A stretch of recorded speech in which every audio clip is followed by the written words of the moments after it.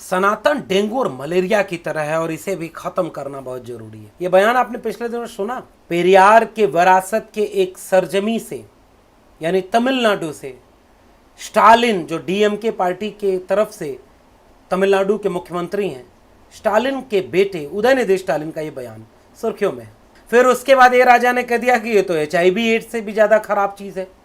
उदयनिधि ने तो फिर भी थोड़ा सा बच बचा के कहा है। प्रियंक खड़गे हैं, मल्लिकार्जुन खड़गे के पुत्र, उन्होंने भी जब बयान दिया और फिर जब स्टालिन के बेटे उदयनिधि स्टालिन से एक सफाई मांगी गई कि आपके बयान से तो पूरा हड़कंप मच गया, लोग आपको धर्म विरोधी कह रहे हैं, तो उसने जो स्पष्टीकरण दिया वो मेरा आज का विषय है।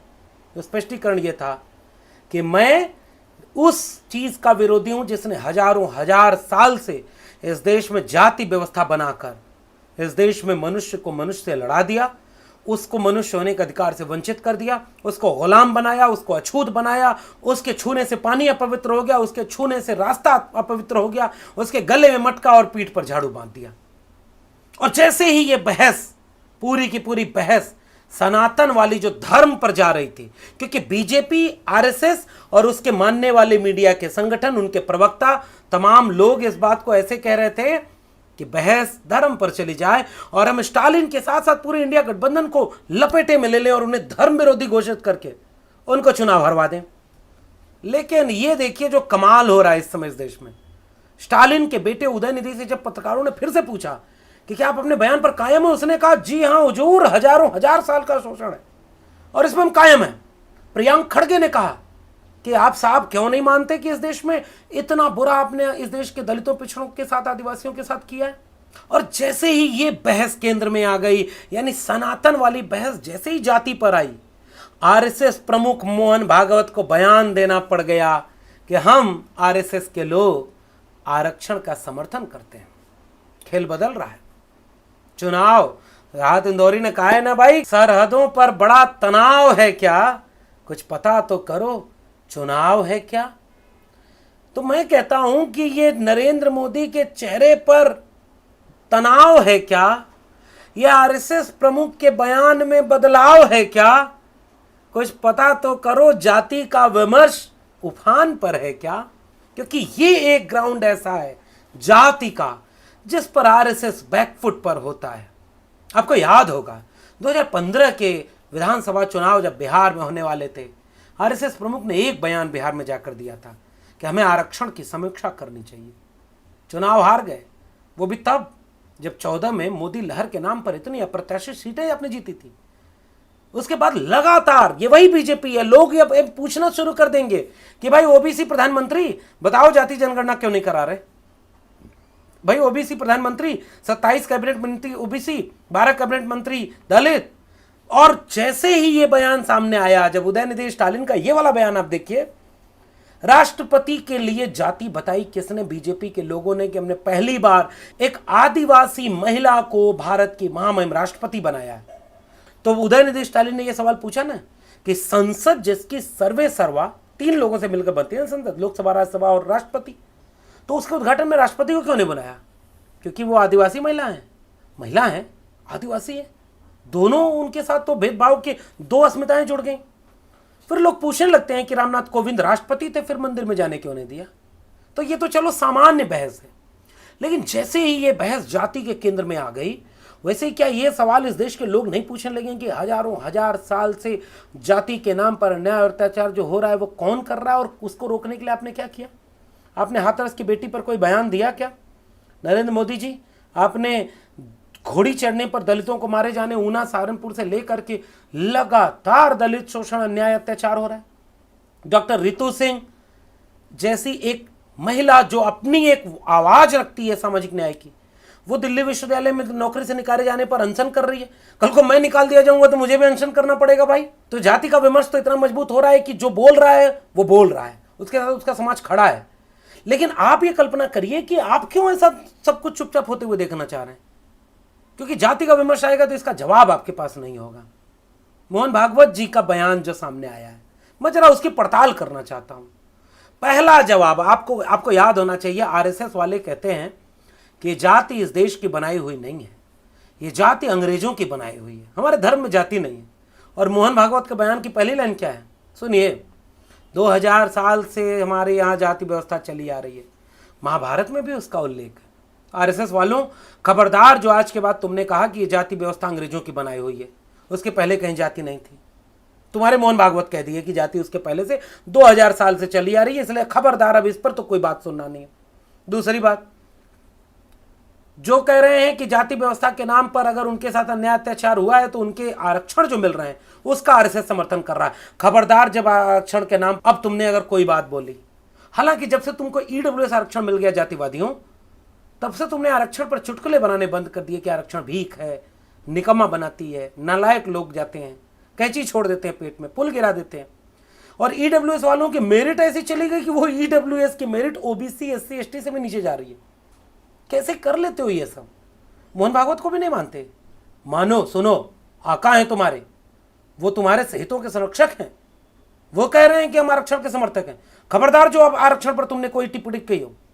और जरा सुनो, ये ओबीसी प्रधानमंत्री तक ये बात पहुंचाओ कि मंडल कमीशन कह रहा है कि प्रमोशन में रिजर्वेशन और प्राइवेट सेक्टर में भी रिजर्वेशन होना चाहिए। जरा आरएसएस वालों अब इसके लिए आंदोलन करो, क्योंकि अब तुमने सरकारी नौकरी और सरकारी शिक्षा दोनों बेच दी और 2 ही जगह आरक्षण लागू था।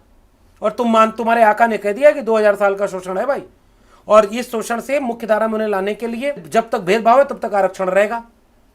चलो अब सब लोग आरएसएस वालों, चलो आंदोलन करो जल्दी कि प्रमोशन में आरक्षण और प्राइवेट सेक्टर में आरक्षण होना चाहिए, वरना माफी मांगो मोहन भागवत, बैन मोहन भागवत, जातिवादी मोहन भागवत का टैग चलाओ, करो विरोध आरएसएस का। अगर नहीं करे तो चुपचाप अब कम से कम सुधर जाना। और सुनिए मोहन भागवत जी, बड़े बुजुर्ग हैं आप, लेकिन आप बहुत खराब सोचते हो। एक तो आप बहुत खराब संगठन के मुखिया हैं जो भेदभाव करता है, लेकिन आपका विचार भी कितना खराब है। अब जरा मेरे एक सवाल का जवाब दो मोहन भागवत जी, क्या आप आर्थिक आधार पर आरक्षण के समर्थक हैं कि विरोधी? क्योंकि अगर हजारों साल के शोषण और न्याय अत्याचार पर आरक्षण मिल रहा है तो ईडब्ल्यूएस आरक्षण तो गलत हुआ कि नहीं? क्योंकि आरक्षण गरीबी उन्मूलन कार्यक्रम नहीं है, प्रतिनिधित्व और हिस्सेदारी का सवाल है आरक्षण। तो ईडब्ल्यूएस आरक्षण को तुरंत बैन कराओ, विरोध करो इसका जवाब देना मोहन भागवत जी, नंबर 1। नंबर 2, आरक्षण आर्थिक आधार पर होना चाहिए, यह बात जो आपके गुरु गोलवलकर ने बंच ऑफ थॉट में लिखा है, आप इसका समर्थन करते हो, विरोध करते हो?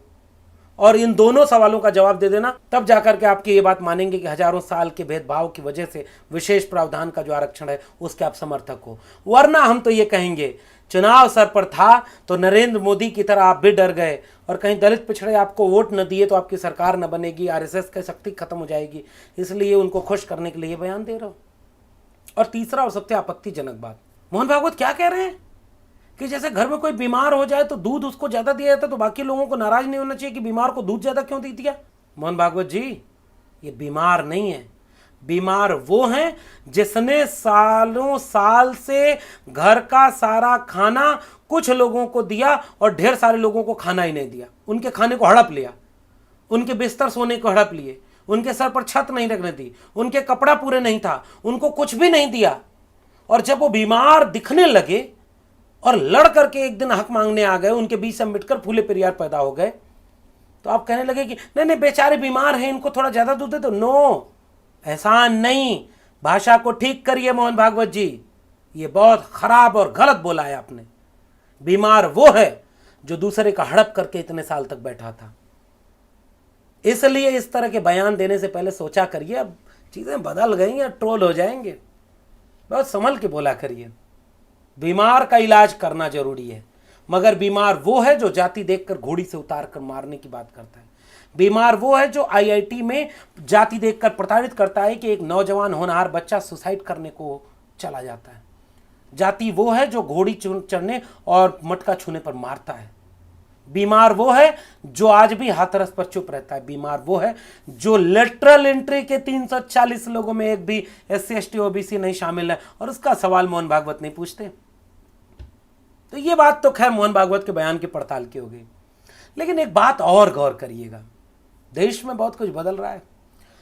2024 का चुनाव सामने है, और इस चुनाव के सामने जो एक बात सबसे महत्वपूर्ण उभर कर आई है कि जैसे स्टालिन के बेटे उदयनिधि स्टालिन ने यह बयान दिया, वैसे ही अब जरा ये लग रहा है कि मोहन भागवत ने एक मौका दे दिया है जाति के बहस को केंद्र में रख करके जाति पर बात हो। और अगर धर्म की सांप्रदायिक बात के सामने जाति पर बात हुई तो बीजेपी परास्त हो जाए। क्योंकि स्टालिन के बेटे उदयनिधि स्टालिन लगातार कह रहे हैं कि मैं हजारों साल के शोषण और अन्याय पर, अत्याचार पर बात कर रहा हूं।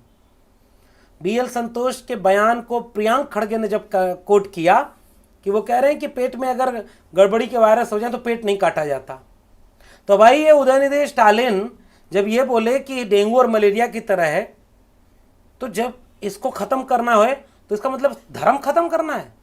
मोदी जी जब आप बयान दिए थे कि कांग्रेस मुक्त भारत, तो इसका मतलब ये था कांग्रेस का नरसंहार, कांग्रेसियों का नरसंहार। जब आप कहते हो गरीबी मुक्त भारत, तो गरीबों का नरसंहार नहीं, बीमारी मुक्त भारत, जातिवाद मुक्त भारत। और जो जातिवाद को प्रोटेक्ट कर रहा है, अगर ऐसा कोई धर्म है, ऐसा कोई सनातन है, तो उसका तो विरोध होगा नरेंद्र मोदी जी। ये अलग बात है कि आपकी मीडिया इसको इस तरह नहीं दिखाती और जो भी जाति पर बात करता है उसको जातिवादी कह देती है। मगर कल्पना करिए, स्टालिन के यहां से एक जो बात चली थी नीट में आरक्षण और पुजारियों का आरक्षण खत्म करके हजारों हजार साल से जो चल रहा था, जैसे ही बाबा साहब अंबेडकर के एनिलेशन ऑफ कास्ट में जो थ्योरी दी गई थी कि रोटी और बेटी के साथ पुजारी का एंट्रेंस एग्जाम करा करके उसको हर जाति के लोगों को पुजारी बनाया जाए, स्टालिन अपने आप वो कर चुके हैं। और उदयनिधि स्टालिन अब जिस तेवर में बात कर रहे हैं उसका जवाब देना हो तो दीजिए, बिना मतलब की बहस मत करिए कि वो धर्म का विरोध कर रहे हैं, क्योंकि अब वो बात धीरे धीरे उत्तर भारत को जोड़ेगी। बिहार जाति जनगणना करवा रहा है, जातिगत सर्वे, समाजवादी पार्टी करिए कि जाति जनगणना होना चाहिए, हजारों साल के शोषण का हम हिसाब लेंगे। मोहन भागवत जी, कांग्रेस कहती है कि हम जाति जनगणना का समर्थन करते हैं। मोहन भागवत जी जरा एक बात ये बताइए, आप जाति जनगणना का समर्थन कर रहे हैं विरोधी? गोपीनाथ मुंडे सही थे कि आप सही हैं? राजनाथ सिंह 2018 में कह रहे थे जाति जनगणना हम कराएंगे, वो सही थे कि आप सही हैं? नरेंद्र मोदी से पूछिए जाति जनगणना क्यों नहीं करा रहे? और अगर जाति जनगणना, अगर हजारों साल का शोषण, अगर जाति केंद्र में विमर्श के आ गई तो 2024 में कुर्सी से आप मीलों दूर चले जाएंगे। और मुझे लग रहा है कि यह संकेत इंडिया गठबंधन, और इंडिया गठबंधन को भी बहुत सजग होकर के निर्णय लेने की जरूरत है। मैं भी सनातनी, तू भी सनातनी, सनातन का विरोध नहीं करना चाहिए, इस पर मत जाओ भाई। नहीं तुम्हें कोई सनातनी सनातन के नाम पर वोट देगा, सब बीजेपी को वोट देता है बिना मतलब का, आप उसकी राजनीति में फंसते हो। जनेऊ दिखा के राहुल गांधी को समझ में आ गया, मंदिर जाकर समझ, हमें विरोध करना ही नहीं धर्म का। और आपकी जिम्मेदारी इंडिया गठबंधन के लोगों की इस बहस को जाति पर रहने दो, धर्म पर जाने ही मत दो जहां बीजेपी ले जाना चाहती है। और आप बीजेपी को सनातन शब्द से उसको कह रहे हो कि बीजेपी पर चला गया, नहीं, आप कहो कि ये जाति व्यवस्था कहां की है। इसलिए इस बात को जब अगर पूछेंगे तो आप एक नैरेटिव सेट करेंगे और उस नैरेटिव पर आरएसएस और बीजेपी दोनों बैकफुट पर हो जाएंगे। देखो इंडिया गठबंधन के लोगों, आपने अभी वो नैरेटिव सेट भी नहीं किया और मोहन भागवत की सफाई आ गई कि हम आरक्षण के विरोधी नहीं है। कल्पना करो कि पूरा इंडिया गठबंधन जाति के विमर्श पर अगर खड़ा हो जाए तो आरएसएस और बीजेपी की सारी प्लान 80 और 20 की ध्वस्त हो जाएगी। इसलिए मोहन भागवत ने एक, मुझे तो लगता है कि मोहन भागवत और नरेंद्र मोदी में कुछ खटपट हो गई है, वरना ये बयान तो मोहन भागवत को अभी नहीं देना चाहिए। जब नरेंद्र मोदी अपने मंत्रिमंडल में ये बयान दे रहे हैं कि सनातन पर बहुत सोच समझकर इसका जवाब दीजिए, उसी समय मोहन भागवत जाति की बात कर दी और कह दिया हजारों साल से चला रहा है इसलिए आरक्षण के समर्थन में। अब इंडिया गठबंधन को फ्रंट फुट पर आकर के पूरी की पूरी बहस को, गरीबी, भुखमरी, बेकारी की बहस को जाति की बहस से जोड़ दें, अन्याय और अत्याचार की बहस से जोड़ दें और बीमारी से जोड़ दें। मुझे लगता है कि ये बहुत बड़ी लीड होगी इंडिया गठबंधन के लोगों के सामने। इसलिए इस पूरी बातचीत को सही दिशा में ले आना हमारी और आपकी जिम्मेदारी है। बीजेपी, उसका मीडिया, उसके नेता थोड़े ये चाहेंगे कि असली केंद्र पर बात हो, और सनातन के विरोध का असली केंद्र है जाति, असली केंद्र है जाति। इसलिए बाकी सबकी जिम्मेदारी है कि वो जाति व्यवस्था पर इस पूरी बहस को खींच कर ले आए। और अगर आप इस पूरी बहस को जाति व्यवस्था पर खींच कर ले आते हैं, यकीन मानिए अभी तो एक सफाई आई है ना, पूरा का पूरा आरएसएस और एनडीए बैकफुट पर ना आ जाए जाति पर तो कहिएगा। सोचिए जरा, आप भी सोचिए, और जरा डरने की जरूरत नहीं है इस देश के एससी एसटी ओबीसी को।